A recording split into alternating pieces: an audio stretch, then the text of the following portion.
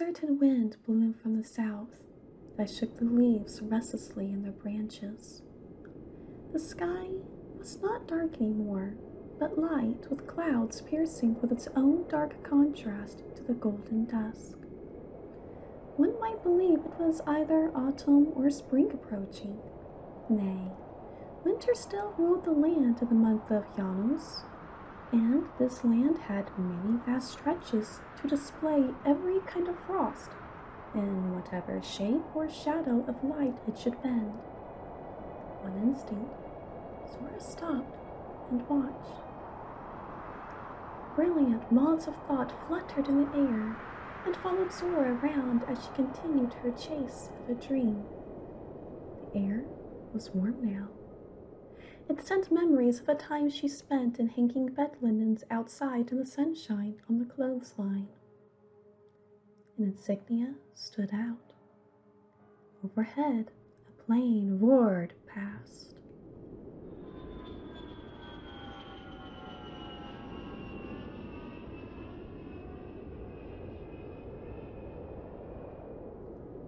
Zora snapped herself from the echo, a particular one caused by a Brauchtes fluttering about with its black and white speckled wine-back wings. She shook the burgundy dust off her person and forged onwards her climb up a steep slope snaking round a hill. The higher she tracked, the colder it became, and snow glittered the more heavily. Along her way, she espied a little figure in the snow, just on the edge of a high cliff extending round the right bend of the path. Approaching for a closer look, it was a snow guardian that came into view, standing at only 50 centimeters in height. The guardian adorned an icy crown, and fixed around its waist was a belt of some sort that seemed to carry a strength about it that brought an air of life to the charming sentinel, which all clearly meant it was protecting something. Proceeding forth past the turn on the path, a far-off bell tolled.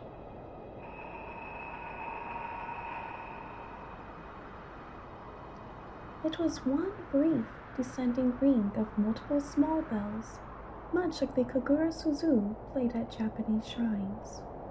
To Zora, it sounded like a gasp, though not audibly, but rather by impression, as her instincts had become accustomed to vivid states out here in the wilderness.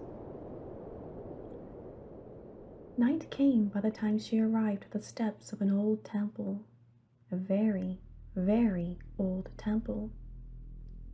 Its gate had long been absent between two stone pillars, and the whole scene freckled with dark moss upon limestone.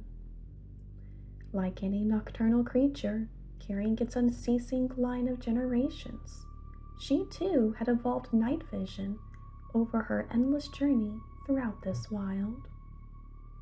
And what edifice stood before her could only have been wrought by giants. If it were any size smaller, she would have made it there by dawn. Cautiously, Zora inched before its cyclopean structure, its sheer gravity seeming to slow down time to an ooze, where night lived an unnaturally long life. Upon entering the foyer, she looked around her, but could only perceive it was some sort of a mausoleum now. Perhaps by the bifurcated staircase that spun in twain into heights unknown to any living man's lifetime, and yet so refined and distinguished in its antediluvian ways, it had not always been a tomb. It would be hard not to believe it was at one time inhabited by great minds and regality. Such a familiarity comforted Zora greatly, and she thought she could almost feel the life that was once here, swimming jovial and mundane. No matter how depraved by time, one never really forgets something. But there was something hidden behind the staircase. She could sense its deep foreboding. Still, she was drawn, out of curiosity to what lay behind this path to heaven. Bringing herself back there, she couldn't see anything. She blinked her eyes to somehow muster a better look, and it was strange. Where were the walls? Could it be this dark in here? The floor moved. Not as of splitting stone, but as of a murky plasma. The longer she stood there, the more her eyes became accustomed to its reality. It had a sky. You could even see the revolutions of the storm clouds spilling over top of each other as some great gaseous titan stirring from its chamber in the wan sky. What lay under it was a vast sea, its waves breathing heavily, but not violently. The immensity of this place stretched just as far as the cosmos when she had gazed up from the foyer she left. By the palette of planet Pluto, the sea eventually kissed the sky upon its distant, future, foreign horizon. Dark, rusty waters meeting pallid, sandy lips. The air was intoxicating, some salty incense hanging invisibly. But there was no harm here. She knew that. She gazed longer at the horizon, and it made her feel warm and sleepy, as if the sky was a fountain of warm honey milk and the sea a bed of roses. A breeze wafted towards her, sweetly perfumed, and she relaxed. Upon the caressing tides of salt water, the world could sail on and on and on. A month passed. The sunlight made its way through the window to an unassuming patch of room the doctor had given none more than a passing glance. Something red sparkled. After having dug at the line with a chisel around a small, faceted wine-red ruby seemingly jutting out from nowhere, he was curious to find behind it a letter POW through the mortar crumbs. Continuing at it eventually revealed what appeared to be Homeric encryptions etched into its midsection, rather than, say, Old High German, given the region. Dusting off dirt, Dr. Techniker lifted a small stone herm from inside a corner of a wall. Before long, this artifact rested fully at a comfortable 21 by 35 centimeters in his hands. The ruby in the wall glittered back with a smile. He took the message downstairs and filtered it through his computer machine, inserting it into a high air compression chamber where hydrogen electrons pushed into and filled every valley and dale of the object with cryonic winter. Crystal lights danced and glowed across his face as he scanned through each groove and sediment of the artifact. He knew poetical Greek well, but the usage of this piece must have rendered a taxing fate upon its surface, as the letters could not be made legible on their own. Almost completely lost to the fields of time, lo! Within an hour, a polished script read back to him on the screen, and it read thus: Karl Scannen, Herme, Texios Tai, Amen, Kaines Osi, Theos, Megaloyo, Tomuroi, Kai, Crio, Keraton, Toretos, Theos, Men, Manteo, Mata, Ta, Reitusa, Klatoi, Ecclesiae, Ec, Psul, Latos, Altar, Mum. Charon, übersetzen, Herme. Pay greeting with the right palm, if the priests of Mount Tomaros and from of great Zeus approve, and with ram's horns given as a present, for a time what may that is to come true, given by the rustling, whistling limbs. Out of the resting place, out of foliage, onwards now. Charon, präzisieren, Herme.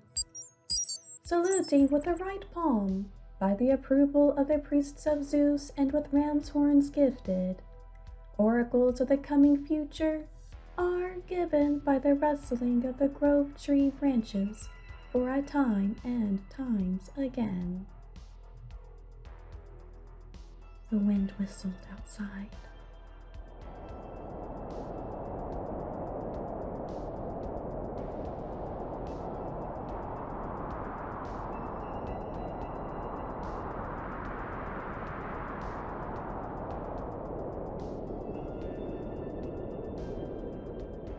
Hair on his upper body spiked.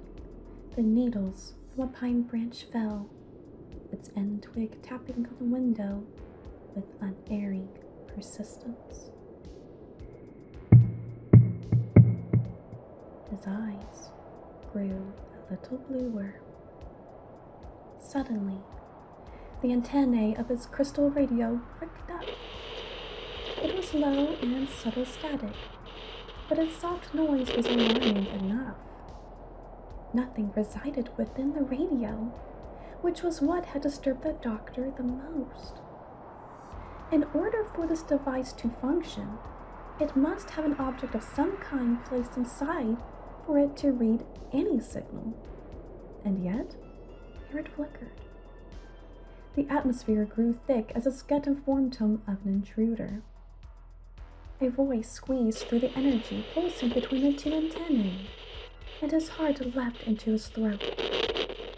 His breathing now piercing loudly in his ears, dried crisp by the tremolo of tinnitus. Had this been what the power of the Moonstone could do? Standing on the edge of the world, he listened to the voice. It paused as if it were drawing in a breath, and at once the white noise that was holding it back shook off. In a slight lilt, it proceeded into song, a song that wants to be heard, a song that yearns for human ears to validate it to life. Dexius chai, amen, kindness si, Dios megalaya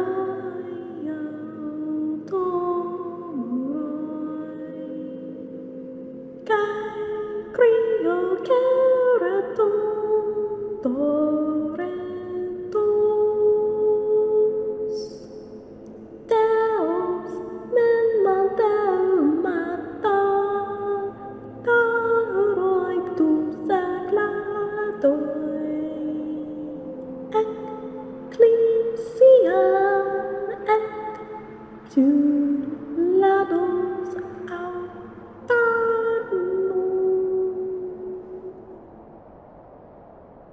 And it did. The doctor closed his eyes and his ears pricked up closer, intuitively listening for its geospatial existence. Lao Shen. And his senses swam with feeling as he did. Fule.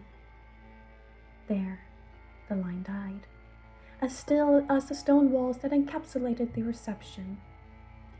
There was not a way for the signal to have breached the threshold. Yes, his computer machine had high sensitivity for transmission, and the forest was no obstruction for its range of connectivity, for indeed he had discovered that through the wood of the trees, not around it, was he able to access natural frequency and penetrate the barrier. But its brief, distinct resonance tossed about in his mind. empfinde. It is not a question of where, but of when. The sun shone brightly through the window. The time is now. The time is always now in a cosmic existence. The sun was at noontide, and the wind kept its pace. The moon? Where was it last night? Night was eclipsed by the sun. The moon's face darkened and hid behind shining knowledge. Only in the fourth dimension could the signal bend round the laws of space.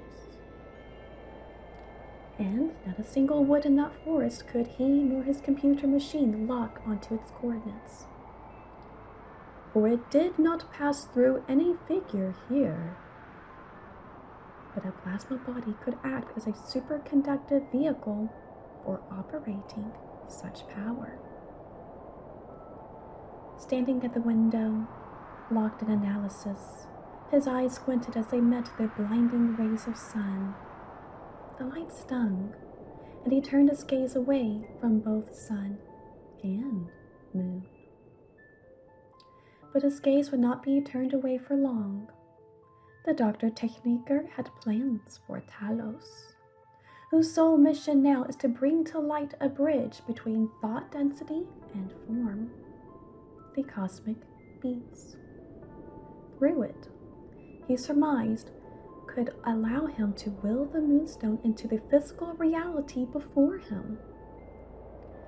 I will draw down this lunar transmission and take this energy of periodicity and place it within my very own capable hands of movement, of the energy polarity. I will my existence. Sunlight danced brilliantly upon his eyes, flashing wild, pure blue.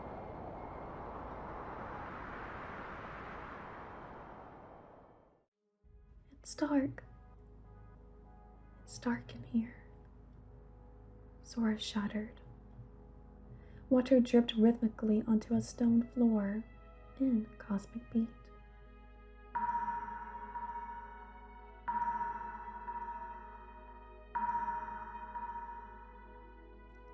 She stood up uneasily as her hands felt their way along the chamber.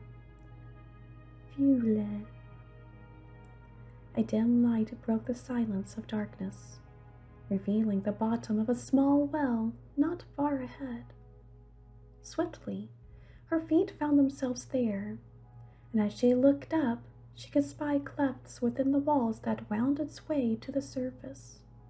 She was barefoot, and the stone was cold, but firm and solid, and so she heaved herself to her first step, and that step was followed by another, and another heave, grip and muster of ultimate faith.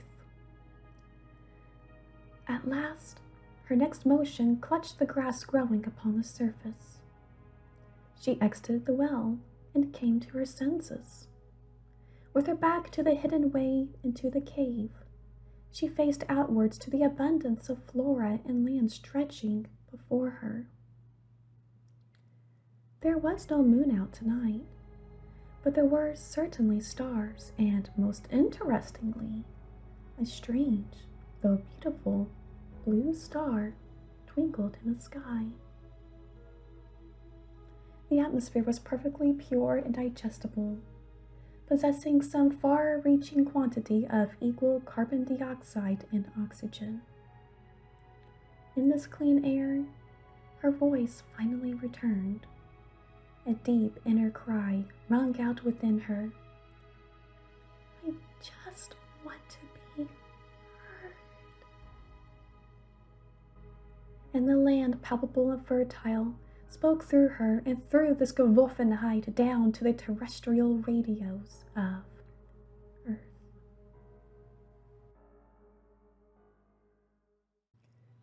You would not believe how many chicken coops I have passed in this solo journey. Along my drive, I've been monitoring for any signs of local activity. And apart from barns and coops, I've got to say, there doesn't seem to be anything left here. The FBI agent shook his head and clicked off his tape recorder. He knew his travel would be long, and his lower back ached from the hours of driving into this lone destination. But he committed himself to another hour on the road before he would retire for the day. He shifted in his seat to alleviate some of the pressure and tuned into his car radio. For the length of the drive, only dull static persisted through the line. Not a station was to be heard for miles, and the only thing keeping him company were these many hills and blue sky lined with power lines he took the pleasure in seeing. Drifting his mind to a comfortable place was a treat any assignment he had that involved long travel granted. While others at the Bureau took up offers to investigate drug trafficking or international ordeals, he would always vouch for the ones that seemed strange and remote. And so, here he found himself located somewhere below the Ohio. A report came in of a missing agent that had entered this neck of the woods some 50 years ago. Investigations were carried out extensively, but none of which would yield any real evidence as to what became of him. Some speculated the agent had been murdered, and his trail so well maintained that it somehow eluded all indication of his presence. However, others say he had lost himself in a deep state of psychosis and eventually gave way to nature. Many have trouble with this theory because, under such a condition, some flaw or mishap would have emerged itself, but none did. And none would be likewise ready to believe that such a genius would have intentionally went away unheard of if he truly was about to be murdered and needed help. In this scenario, surely he would have left clues along the way to wherever his captor or captors had taken him. But recent activity had been spotted in this area when an electromagnetic signal was detected on intelligence monitors. What has been designated as the artifact at 4 a.m. Sent over to the Bureau, a status was collected on the general whereabouts of the signal, and what came to light was an impossibility no one had ever believed. What had been discovered was more than electromagnetic static. It was the ending of a song from some unknown source. Their eyes never really had left the site, after all, but what this new finding indicated was a kind of sentience about the whole mystery. Up until now, investigators had ultimately only conjectured to go on, aware only of that the agent was on assignment in the general area, an assignment that never existed after the year 1974. What's more is that while this particular assignment had mysteriously disappeared from all records, the people working at the Bureau during that time have clear recollection of its existence. If it really wanted to be hidden, the other agents would have been silenced, yet they were perfectly able to speak openly about it as they wished. It seemed almost as if that the assignment itself had evaded detection by these superiors, that whatever had abruptly ceased its development must have pulled a memory blank on the issuing authority. It was something that easily had been brushed back into the peripherals, where only hindsight may uncover its truth. Agent Elbert may not have been old enough to remember the event, but his senior colleagues regarded it as testimony to something more than what meets the eye, that may have something to do with the area's semi-frequent UFO activity. And this is what he believed above all else: the classic alien abduction case that would break open wide the boundaries of civilization. This was more than what he could have asked for. This was a godsend and a one-way ticket out of the jaded monotony of supposed civilized life and the horrors witnessed within its grueling capacity. As the rural folk always preach of the peace found in the country is unlike anything ever felt in the cities, Agent Elbert was certain of their conviction in its rejuvenative qualities. Static buzzed on from the car radio, but before his finger touched the dial, a voice broke through.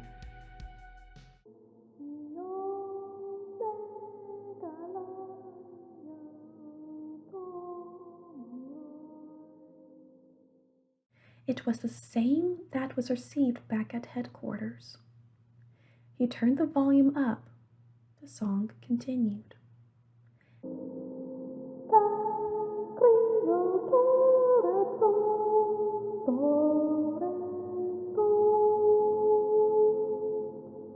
After about 30 seconds, the signal fell again into static.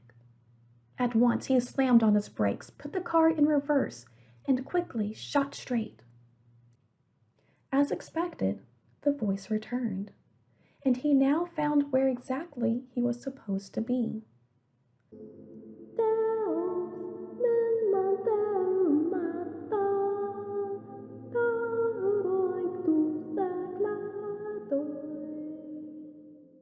He listened patiently, and as the song ended, not static clogged the transmission anymore, but simply a clear silence permeated.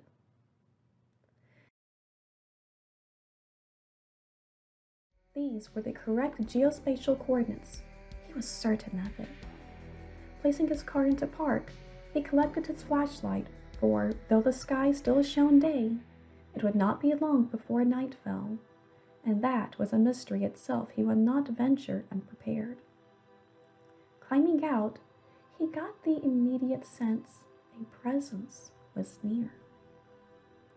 He could not distinguish what body that may be, but it was a misty presence that drew him to the encroaching purple evening, hanging peacefully over the woodland as the crow flies. He walked forth to begin his search for the missing agent.